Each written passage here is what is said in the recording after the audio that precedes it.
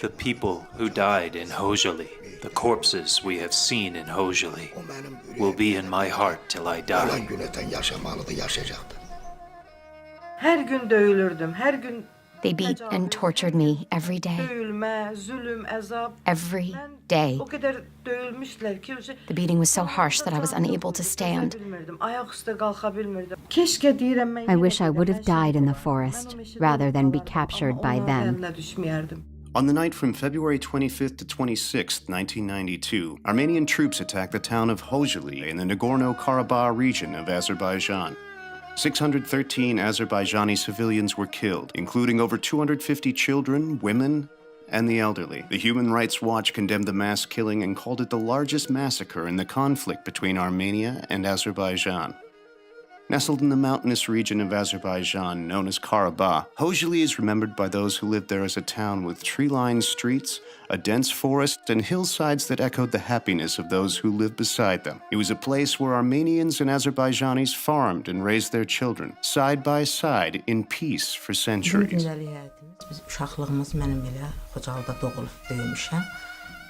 was born and raised in Khojaly. Khojaly was a very beautiful place. Our daily life was very good. Conditions were good. Cattle raising, vine growing, and tillage were the main agricultural activities in Khojaly. We used to farm in our yard. I was married in 1980 and had 3 children. We had everything we needed, and we were very satisfied with our lives. Çok güzel şəraitimiz, çok güzel yaşayışımız var idi. Yes, we lived together with Armenians. We were friendly with them. We were trading with each other in Kankendi. We were visiting each other's houses. We never had such problems before. The normalcy of life experienced by residents of Khojaly would be turned upside down following the collapse of the Soviet Union, to which both Armenia and Azerbaijan belonged.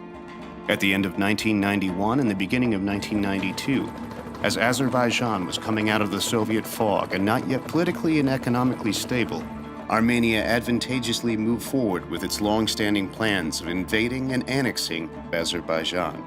Armenia mounted a systematic offensive to drive out the Azerbaijani residents of Nagorno-Karabakh and illegally claim the land as their own. Quickly, the conflict turned into a full-blown war. Armenia, with Russian military assistance, invaded Azerbaijan and seized 20% of Azerbaijan's internationally recognized territory. The invasion was followed by brutal ethnic cleansing, resulting in the expulsion of over 800,000 Azerbaijanis from their homes. The ordeal began in November of 1991 when the roads in and out of Khojaly were closed. Demek 91-ci ildə 91-ci ilin noyabr ayının On November 1st, 1991, the road from Khojaly to Askeron was completely closed. Thus, all the highways in Khojaly were closed. 2 nəfər orada şəhid verdik biz. Khojaly was completely besieged, and on November 1st, 1991, 2 Khojaly residents were killed. Since all roads were closed, transportation from and to Khojaly was impossible. Bir həftə yadımdadır ki, ona bir işıqlar söndü, qaz kəsildi. Pekarnımız var idi, Xocalının pekarnısı var idi. İşıq gəlmirdi, qaz yox idi. Onu xamırı teyləyirdilər, qarışdırırdılar, evlərə xamır paylayırdılar. Həmən günü, o 25-nin günü bugünkü kimi gözümün qabağındadır. Pekarnında xamırı yoğurdular. Hər evə biraz xamır. Həmən axşamı gətirdi, onu pişirdik. Həmən axşam hadisə düşdü. Çörək pişirib töymüşəm belə. When the bombardment began late on the night of February 25th, 1992, Azerbaijanis who'd been left behind in Khojaly after a year of being surrounded were hiding in basements to escape the attack. And when the conflict started, I didn't understand what's going on actually, because I was 7, 8 years old kid. I was just trying to understand. First, I was kind of happy that I'm not gonna go to school because the kids they love to run away from classes. but I was not understanding this seriousness of the matter. That's like my father, we used to have a basement. It was a concrete, it was a good shelter against the rockets. So we exactly knew when they're gonna start shelling, bombing. So at 7 p.m. my father was telling us, okay, it's time to go to the basement. Because now they're gonna start bombing. And we actually had like food, blankets, pillows, other necessary things to survive in the basement. In short, we fled and found a shelter in a basement again. Then we saw that they had already entered the town. The Armenians burned the town haystacks and were approaching by putting fire on houses one by one. Those who managed to survive the night made the fateful decision to leave around 3 a.m., when in a hurried panic, the residents of Khojaly began fleeing in small groups without proper clothing, some with only what they'd been wearing at night. They escaped into the dark and cold February night. Mən deyərəm ki, bizlə gələn o 500 We were nəfər 500 adam people vardı in the bizim group. dəstədə. Majority Bu of the people, adamların babies, əksəriyyəti children, were frozen to death. körpələr. Today, I cannot endure visualizing all of this. A baby was frozen to death before the eyes of his mother. Heç kəs ona kömək eləyə bilmirdi. Nobody could help him. Heç kəs ona kömək eləyə bilmirdi. There were 8 of us when we fled to escape. We lived in Khojaly in the upper village. Our communication junction was located in the lower village.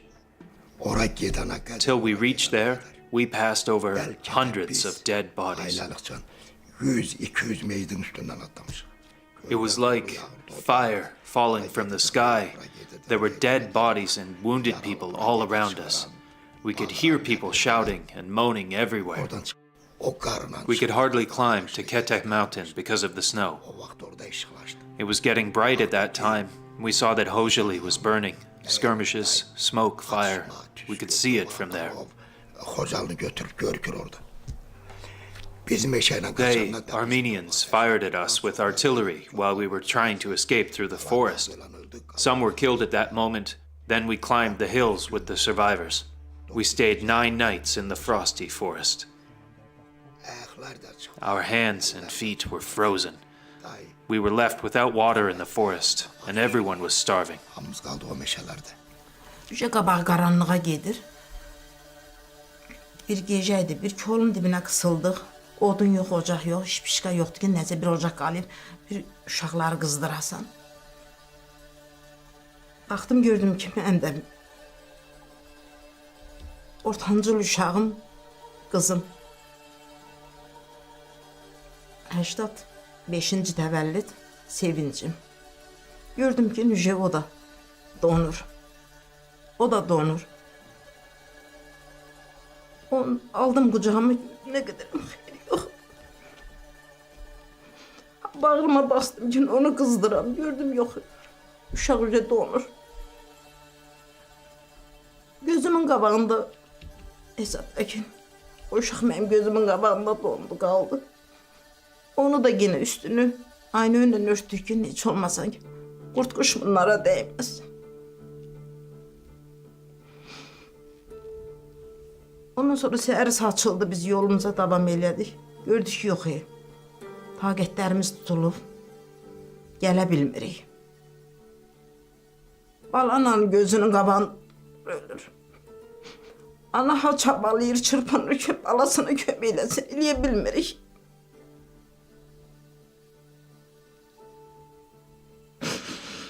Gözümün qabağı 10 gün biz meşədə qaldıq. 10 gün. Aç, sus, çılpaq. Bacım balaları, 2 də mənimki, yenə də. Balaca son 5'im, bir də böyüyüm. O dediyim 81-ci təvəllüd böyük oğlum. Bir də 86-cı təvəllüd balaca oğlum. Onlar həmən günü hesab ilə dondular. İndi bugünkü gündə sən 3 övlad itirəsən. Onların bir nişanələri yox. Bir ziyarətləri yox. Fevralın il dönümləri gələndə mən. Gedib o da abidələrlə təsəllim alırım. Sizin gibi de bak bile çekilişler gelende bak tesellim ondan alırım ben kadar. While trying to flee, many Azerbaijani civilians were ambushed and killed in open fields by Armenian troops. Among the killed were 63 children, 106 women, and 70 elderly. Armenians came and took us hostages. We were afraid to respond. They were beating us. They were pulling from our hair and hitting our head to the wall. They threw me against the wall, and because of the impact, my teeth were broken, my ear bled, and my eyes became dark, so I could not see. I was not able to speak. I was in a very bad condition at that time. My 3-day-old baby died there. Ancaq bir gün məni o qədər vurdular ki, o qədər döydülər ki, özümdən getmişəm. Bir vaxt ay gözlərimi açdım, baxdım ki, gözüm açılmırdı. Əlimin suyunu vurdum, gözlərimi açdım. Mən gözlərimi açdım, xeyli, çox çətinliklə və gözlərimi açdım ki, hər yer qaranlıqdır, hər yer zülmətli idi. Onda hiss elədim ki, mən bayırdayam, həyətdəyəm. Bədənim o qədər döyülüb ki, həm də soyuqdan bədənim keyləşib, hiss eləmirəm, heç nə hiss eləmirəm. Əlimi yanağıma vururam, hiss eləmirəm, gözümə, saçıma vururam, hiss eləmirəm, heç nə bilmirəm. Qışqırdım ki, kimsə var burada dedim. Bir qoca erməni gəldi, o Azərbaycan dilində onlar danışırdılar. O mənə dedi, hələ sən ölməmisən dedi. O mənim saçım var idi, uzun saçım var idi. O tutdu saçımdan məni, haradasa 12-13 metr sürüdü, apardı. Mən bir zaman ayıldım ki, mənim paltarım yoxdur. Tam lüt vəziyyətindəyəm. The violence committed against the people in town of Khojaly was no accident, nor was it an exchange of fire between two groups of armed combatants on a battlefield. Mass murder and excessive force were employed as tools of intimidation and demoralization against the Azerbaijani civilian population of Karabakh. The current president of Armenia, Serge Sargsyan, was the military commander of the Armenian forces in Nagorno-Karabakh throughout 1992, the time and place of the Khojaly massacre. While serving as Armenia's defense minister in 2001, Sargsyan was infamously quoted by Thomas de Waal, a British author and journalist who is one of the most preeminent experts of the Nagorno-Karabakh conflict, as saying, "Before Khojaly, the Azerbaijanis thought that they were joking with us. They thought that the Armenians were people who could not raise their hand against the civilian population. We need to put a stop to all that, and that's what happened." President Sargsyan indicated that the depths of brutality against civilians were purposeful and meant to engender deep and lasting fear in the people of Azerbaijan, of proving the deadly serious goal of defeating Azerbaijan. By 1994, Armenian troops, supported by the Russian army, had managed to carve out Nagorno-Karabakh itself, plus a number of provinces of Azerbaijan that surrounded Karabakh, and ripped it away from Azerbaijan. On that day, I accidentally chose that route. I was flying by the hillside because, in that case, the helicopter is less visible and those areas are usually less populated. On the left side of the hillside, on the route to Azkaran, we saw very strange things. A lot of colorful things on the ground. I think that there were at least 300 to 500 corpses of people, because that path of death was too long. I still see that picture. The path was at least 300 to 700 meters, or maybe 1 kilometer, not less. They died while they were walking in rows. Of course, it was hard to separate, but there were children also among them. We could see small corpses as well. Every time when such assaults happened, they would let children and women go, but this time they didn't. Why? I don't know. Maybe something went wrong, or this was a pre-planned action against civilians. The people could not make it to Agdam. They just had to cross the hill, and the other side was Agdam, and they would have been safe. But they installed the machine guns in such a perfect way that everyone was in a trap, and they killed everyone. So we know that they accounted for 600 or so dead because they got the bodies and they did autopsies, which are, they did in Agdam. They took the bodies down there. But we have lots of eyewitness testimony to the dead bodies on the hillside there. That by the time that Westerners got there the following day, the bodies were frozen. Although the tragic event happened 25 years ago in a small country in the Caucasus Mountains, many in the international community have recognized the massacre and condemned the perpetrators responsible.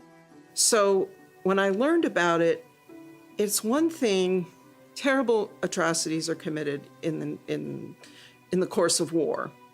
But with Khojaly, it's been said over and over again that the sheer barbarity of the actions. I don't know a human being alive. I'm often asked to comment on this, and of course one condemns it, but when you think about it, it's, in addition to the human toll, it's a culture, a vibrant culture was cut off and was then uprooted, at best uprooted. The European Court of Human Rights also confirmed the facts about the tragedy.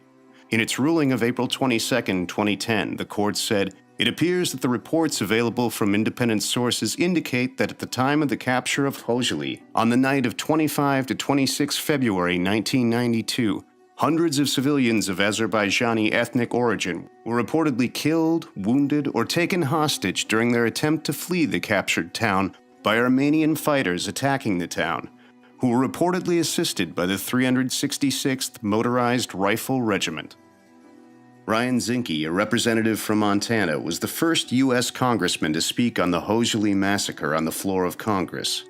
Mr. Speaker, I rise to remember the 23rd anniversary of the Khojaly tragedy, which took place on February 25th and 26th of 1992. On this evening, 23 years ago, it was the site of a cowardly massacre of 613 unarmed Azerbaijan citizens, which included 106 women, 63 children, and 70 elderly. Despite the attempts to minimize this tragedy, I stand in memory with the Azerbaijan caucus to remember the loss. The United States and Azerbaijan share a bipartisan and a strong relationship. As a former commander of the Navy SEALs, I know firsthand the importance of Azerbaijan's commitment. Aside from deploying troops and equipment to Afghanistan, over one-third of non-lethal aid that was used by our troops in Afghanistan flowed through Azerbaijan. President Kennedy once said that America would pay any price and bear any burden in the defense of liberty. I'm proud that Azerbaijan and America share the same commitment to freedom and liberty. It is important today that we take this moment to join our Azerbaijan allies in liberty and recognizing the Khojaly tragedy. Thank you, Mr. Speaker, and I yield back. 20 U.S. states have also passed either resolutions or issued proclamations on the massacre. A number of countries from Mexico to Peru to Bosnia-Herzegovina have also adopted legislations condemning the Khojaly tragedy and honoring its victims. The Justice for Khojaly campaign, led by Leyla Aliyeva, has been active in informing the international community about the Khojaly tragedy since 2008 through a variety of events and publications. It's like many countries around the world, and there are many. There is a dominant force that comes in, is aggressive, commits atrocities, and somehow the world allows them to get away with that. And there are a variety of reasons for it. I think that Azerbaijan is one of those countries that has had, in this case, of course, land taken from it. People were murdered and in the streets and mutilated, and histories were destroyed, and the world watched. No one, I think, unless their interests are very selfish, would agree that it was the right thing to have innocent people, men, women, children, murdered, mutilated, their property taken, and have 1 million people exiled from what was their homeland and still should be. I don't think anyone thinks that's a good thing. The question is, I suppose, what do you do about it? And as I look at, what happened in that little village, You know, where were those good people? Where was those good souls that said, you know, here's my house. You can have a refuge in my house. And as a Christian, that is the message of my Savior, to do unto others as I would have them do unto me. You know, what I want, the good that I want for you is the good that I want for myself. The good that I want for myself is the good that I want for you. And I cannot preach from this book if I don't live what's in this book. Because we preach with our actions, not with our words. Words without actions is empty. And that's what the Bible says. That faith without works is no faith. Despite the unimaginable horrors of Khojaly and the continued occupation, and the hundreds of thousands of people displaced by the Nagorno-Karabakh conflict, Azerbaijan has maintained its century-old tradition of interfaith tolerance and harmony. It's amazing, really, and I'm very impressed with their leadership, the thoughtfulness of their approaches on many things. They have not that I'm an expert on foreign policy or anything, but I know how to get along with people, and I think they're doing a magnificent job. They really are the prototype for what could be certainly a solution in the Middle East. You know, if nations would adopt some of the things that they've adopted, the world would be a better place, no question. You look at the globe and look at the countries that are predominantly Muslim countries and its leadership, you got to ask yourself one important question: how are the minorities treated? Are they safe? The minorities of any country is the consciousness of the nation. So my affinity to Azerbaijan is that here's a country that comes from its rocky history of the bigger Russia and communism and all that history, but at the same time, it has to try to forget its past, its pain of yesterday, and try to reconcile and move forward, and at the same time give every citizen in their country dignity. I have been in many countries. I would recommend to all nations to learn the model of multiculturalism and tolerance from Azerbaijan that has existed here for centuries.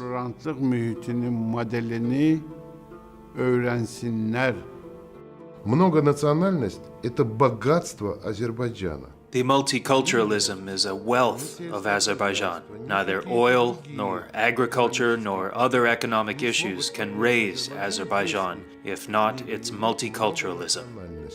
Смешение культур, смешение кровей. The mixture of culture, blood, and religion shows the enormous potential Azerbaijan has for development. Заложенный нескончаемый ресурс для развития.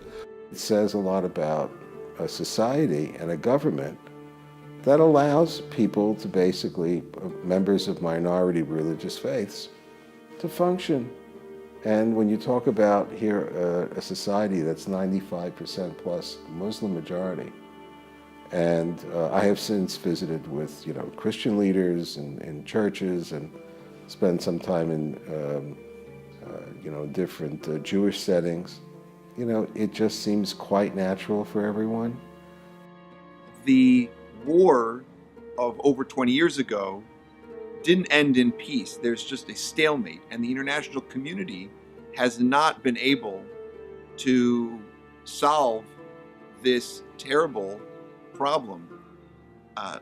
Much land that belonged to Azerbaijan is now occupied by Armenia, and nobody seems to want to get involved. Well, that's really too bad, because it's an injustice which is on the radar. Вы знаете как? Это миф, который развеется у любого. You know, it is a myth that Azerbaijanis are enemies of Armenians. С азербайджанцами, который Most of the Armenians have good relations with Azerbaijanis outside Armenia.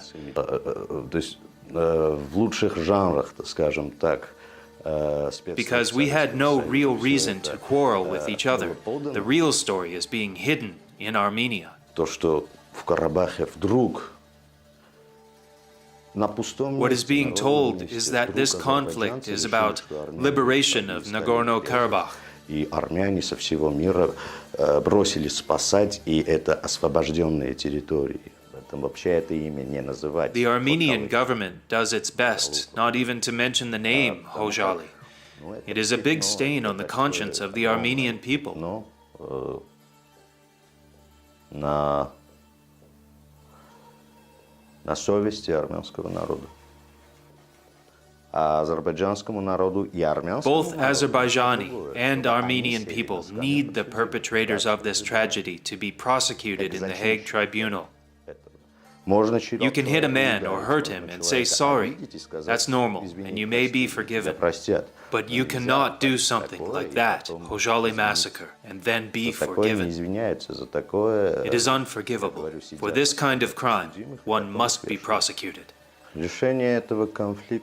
I cannot say in one word how to resolve this conflict. We, as simple people of Armenia and Azerbaijan, who have the real power to solve this conflict, must understand each other. Only us, not the politicians or any peacekeeping missions. Today, if Armenians will stand up,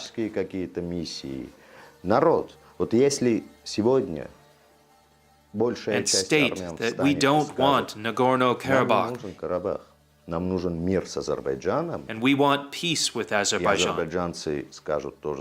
and the same thing is done in Azerbaijan, then everything can change. Right now, nobody can bring me my childhood back. Nobody. My childhood is lost. It's gone. My younger age class just gone lost. So nobody is gonna. No, it's impossible to recompensate materially or spiritually what we have lived through in the past. But right now, all those people we lost in the war, we even lost their graves. We can't even go and lay flower or red on their graves. Right now, the biggest console we will have is to return to our homeland, Khojali, which is still under occupation since 1992. So my message will be that I don't want to live as a refugee till end of my life. I don't want to bear this name. So I want just to return to the city I was born 34 years ago. And I want to live in Khojali. I wish no child in the world would ever see war. I do not wish war on any country in the world. I wish all the war in the world would be over.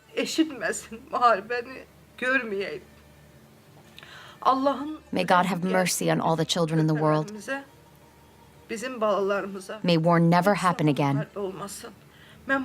This is my wish for all nations and all countries, and also for my people. My father, my grandfather, my other relatives' graves are all there. I miss and yearn for my land. I want to go back and smell my father's grave. I have been yearning and suffering for 23 years. I want to see the place I was born and raised. Son sözüm budur ki sülh olsun. Her bir yerde emnamanlık olsun. Muharebe olmasın. Anaların gözü yaşarmasın. Anaların kucaklarına oğul meydi. Oğul şehit gelmesin. Şehidimiz olmasın. Ben 23 ildir həqiqətən həsrətlə yaşayıram. İtirdik. Çox itirdik. Çox əzab gördük. Eybi yox, müharibədir. Müharibədə hər şey olur. Şəhid də olur, yaralı da olur, əlil də olur. Amma bu gündən sonra olmasın da gördük. Da danışa bilmirəm.